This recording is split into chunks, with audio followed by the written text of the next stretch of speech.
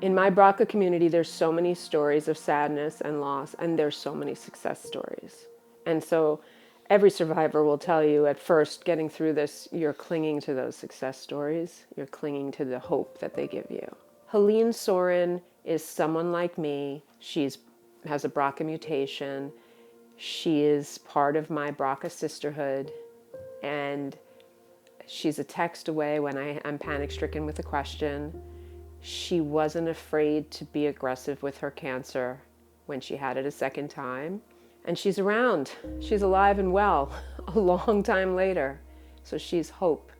She's hope to me. I went for my first mammogram at 40, and they found 4 tumors. And shortly thereafter, I was diagnosed with breast cancer. During that process, determining what my course of action was going to be, I found out that I was BRCA1. And that totally changed my course of treatment, from going from a lumpectomy to a bilateral mastectomy, chemotherapy, and an oophorectomy. So 13 years later, I was helping a friend that was just recently diagnosed with breast cancer. And I was digging under my underarm, probably as a nervous reaction, as I was helping guide her through her breast cancer journey. And I felt something under my arm.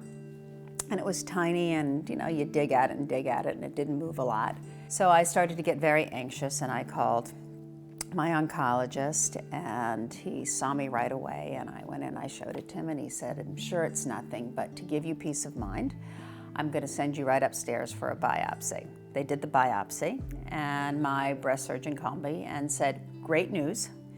It's not a malignant tumor, but it is breast tissue. And given that you're BRCA, I think, we should remove all of that breast tissue." And I said, "You know what? As long as we have to go in and do the surgery, and they're going to actually, because you're symmetric, and I had a bilateral mastectomy, they wanted to do both sides. So basically go in and clean up both sides."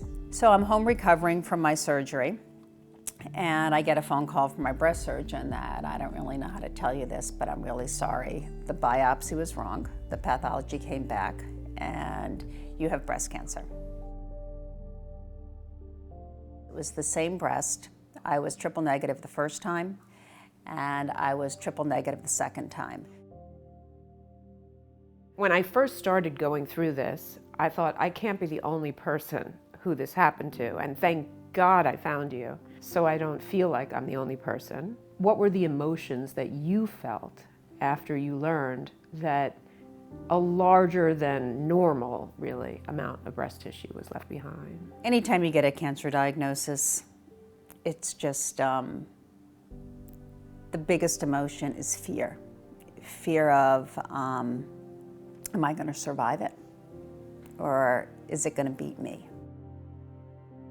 The second emotion was the combination of anger and confusion, because I felt like I couldn't have been more aggressive. There wasn't anything that I compromised in my medical care. So to find 13 years later, when the probability was less than 1 or 2%, and I live in a major city, how did this happen? I felt like I did everything right. I felt like I was age 30 and took both my breasts off. I felt like I had a full hysterectomy in my 40s. You feel like you're doing every single thing you can do, and then it still finds you.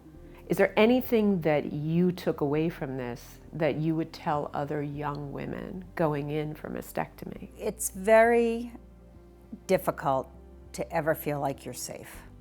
I think it's one of those things that, as a cancer survivor the first time, and particularly a cancer survivor the second time, you always worry about, is it going to pop its ugly head somewhere? But I think what's important is, while it's not total body screening, but it's very, very important to be aware of your body.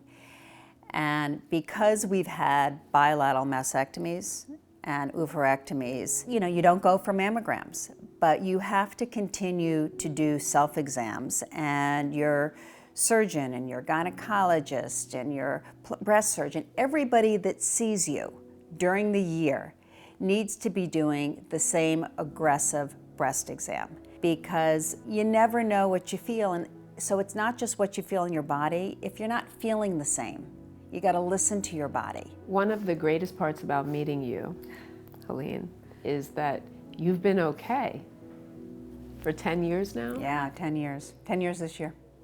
And the same thing that's happening to me had happened to you. Right. So that's encouraging. You can come through 2 cases of breast cancer and be okay.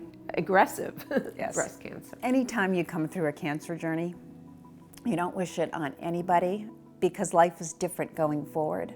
In some respects, life is better. You really appreciate every day, and you appreciate what's important in life. So I get your journey, and I'm sorry from the bottom of my heart that you're going through this, but I also know you're going to do great. And you're going to look back at this and it's going to suck, but you're going to look at how you pulled together with family and friends and you made it. And so you're a rock star, total rock star. Right back at you. So, Well, you have been a savior, a savior to me.